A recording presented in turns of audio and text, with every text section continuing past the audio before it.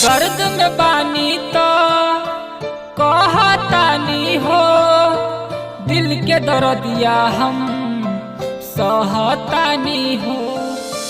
दर्द में बानी तो कहतानी हो, दिल के दर्दिया हम सहतानी हो। हमारे रवाई हो न तोहरा सुनाई हो। हमार दिल तोरे से पहले सोचली हा बारी तोहर तयाई हो। हमार दिल तोरे से पहले सोचली हा बारी तोहर तयाई हो।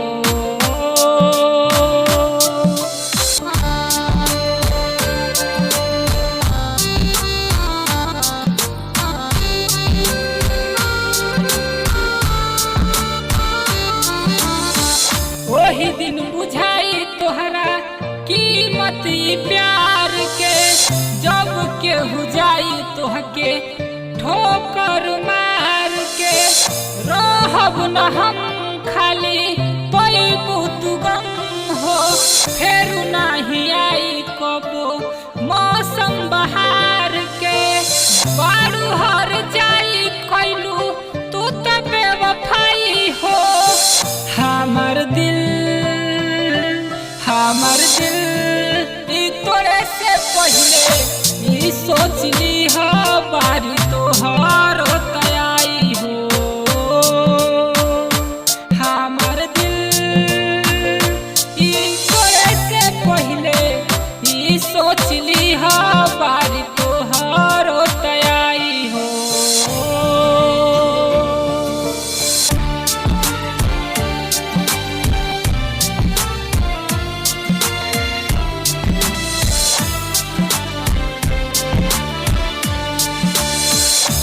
के मुबारक होखे आंसू के अराना, भइलू सुधा करला तू गुजरल जमाना। खुद से ही खुद के वो जुद के मिटाइब, होई है देवानंद ना केहू के दीवाना। दिखी न परछाई हो तो आँख भर जाई हो। हमार दिल तोरे से पहले सोचली हा बारी तोहर तयाई हो।